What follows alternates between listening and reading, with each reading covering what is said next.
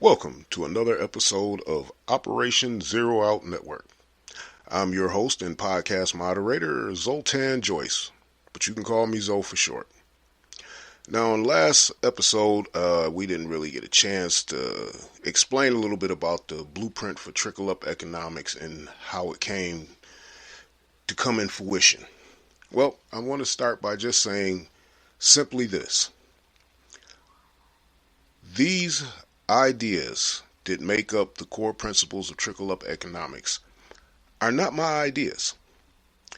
They were concepts that came up by much smarter men than me and women with little numbers and little letters behind their name. So, just wanted to make that clear that these concepts are not all mine. I just saw the concepts and figured out a way that they could work together. And I seen how that they can be connected. So, now that we got that out of the way and explained, let's go on to today's episode.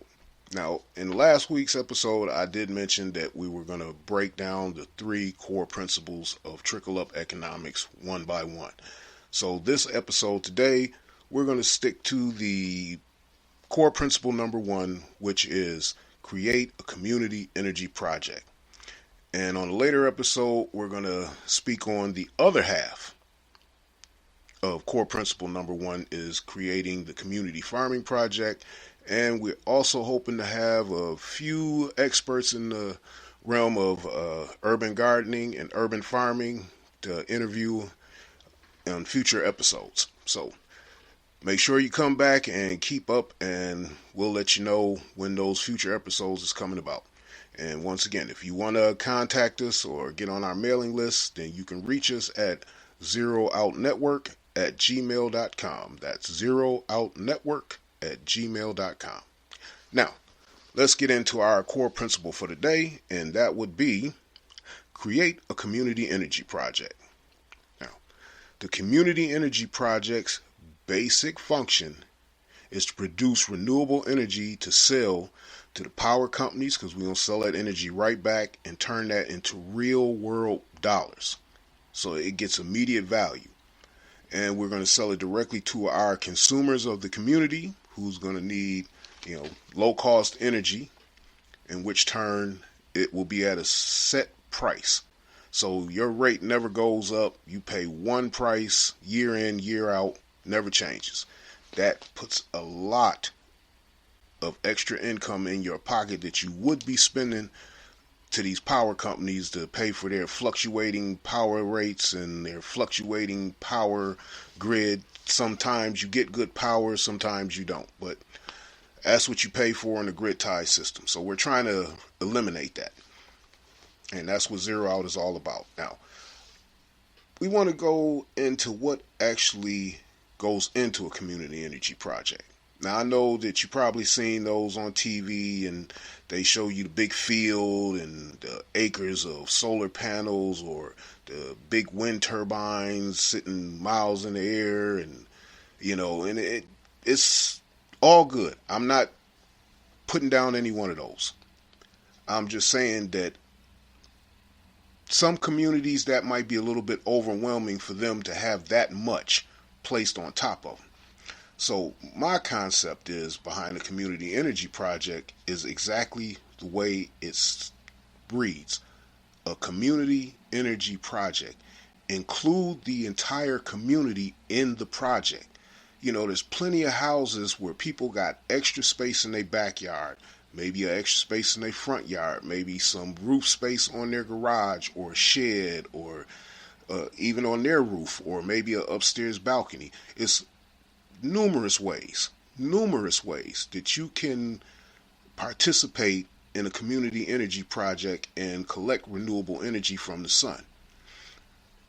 Now, you could, I would recommend, as far as people who have extra space in their backyard, front yard, side of their house, areas that's on the ground, you can build a stand to mount your solar panels to, and put wheels on them so you can move them around. So imagine that. You making money simply by coming out the house a couple of times a day and turning your solar panels to reflect better sunlight, and that produces energy that goes into the grid. And the way we would work that is we would incorporate various houses in the community to join in, and various areas around the community that we can utilize, empty lots, open spaces, certain areas of a park where the kids play. You can put solar panels over to the corners or over to a side, utilize the area and have no wasted area that cannot be utilized, drawing renewable energy. Now, also, we can use ground-based wind turbines. Now, these are something that's been around for a while. They have lower poles and they don't go up too high in the air. And these wind turbines can be connected to generators to generate electricity, and that way we can take advantage of a lot of this wind energy that's not being utilized. So when I say community energy project, we want to use all of the above approach, which also means geothermal, hydro, biogas, biofuels, whatever we can come up with that's a renewable energy source that we can pump energy back into the system and then take that energy back out of the system as in profit. Now, after we establish that community energy project, we can also build on that by utilizing more areas around our community. So more people that get involved, more profit that we build. More profit that we build, the more we can put back into our own communities and create more opportunity and upward mobility and advancement. Once again, we don't have to beg the rich people or the government for any assistance. We can do this all on our own, build on our own, and control our wealth on our own without them dictating how much energy we can produce, how much we can't produce. Because seriously, if they don't want to buy it from us, then we sell it to the people who need it. Eventually we'll get to a point where the technology will be so advanced in energy collection that nobody will pay for energy ever again. And that'll eliminate that cost all the way around. So now we spoke on the community energy project. We spoke on how to, produce renewable energy. Now we want to get into a little bit of how we incorporate the people in the community. Once again, like I said, we utilize different areas, different parts of the home, different parts of the community, different parts of the neighborhood. Everybody can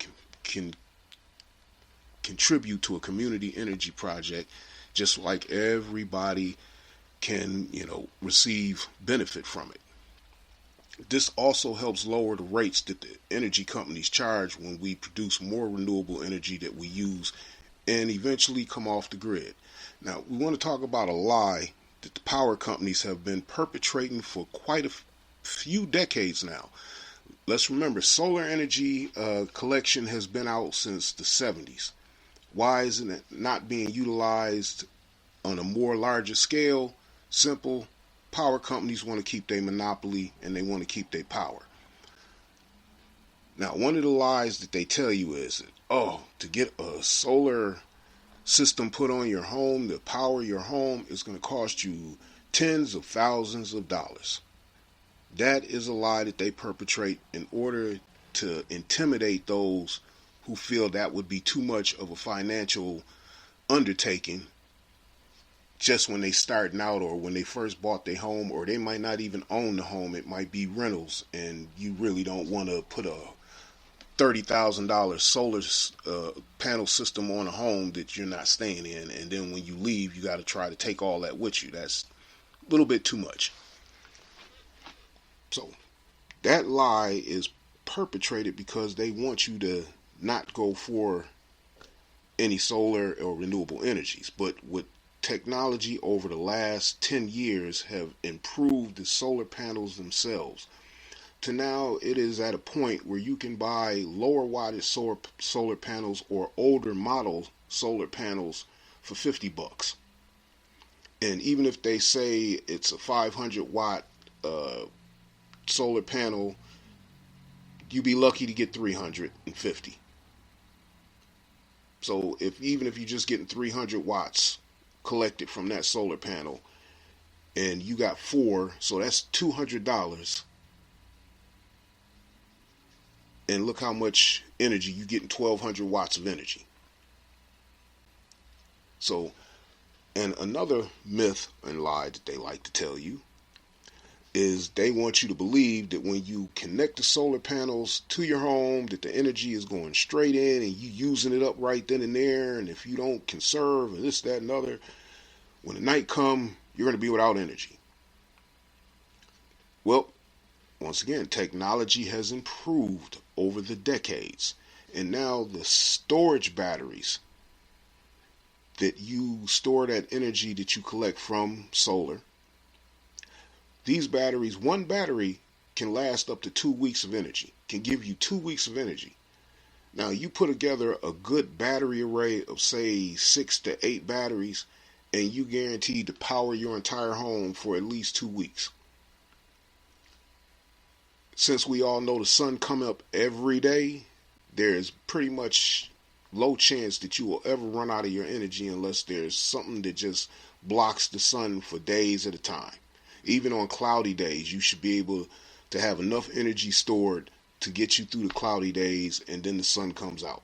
And even when it is cloudy days, you still will collect energy, maybe not as much as you would on a sunnier day, but you're still going to collect solar energy, which is still going to charge those batteries. Now, the only thing you may have to do is get a little bit more conservative about how you utilize the energy in your home. So you switch to LED, low power, low wattage light bulbs and lighting equipment and things of that nature. And you might even have a separate battery system just for certain electronic items in your home. Like, I went through a period of having my lights cut off. Was in the dark for about a month.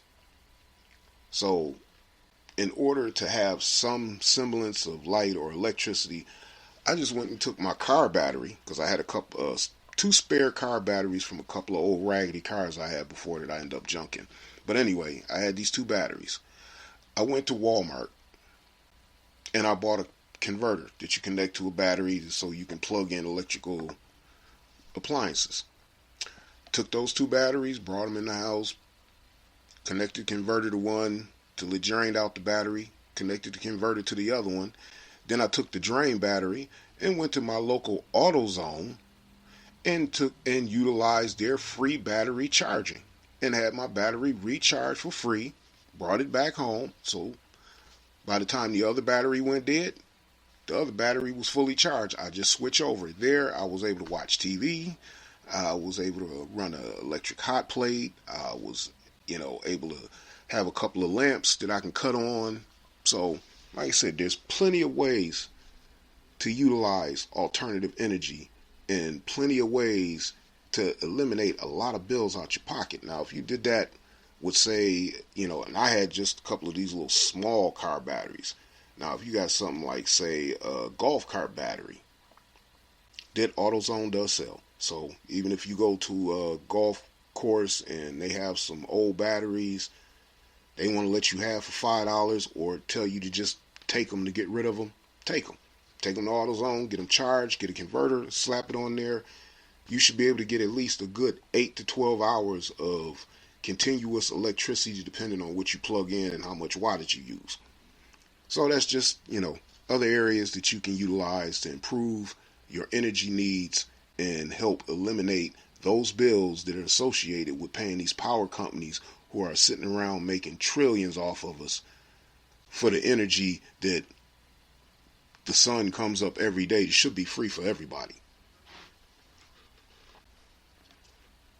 So now that was just pretty much how we're going to end the show today, and that's basically what we're looking at on the Community Energy Project. And like I said, we'll get a little bit more in depth in future episodes. Now, I'm looking for people to call in, contact me, email me.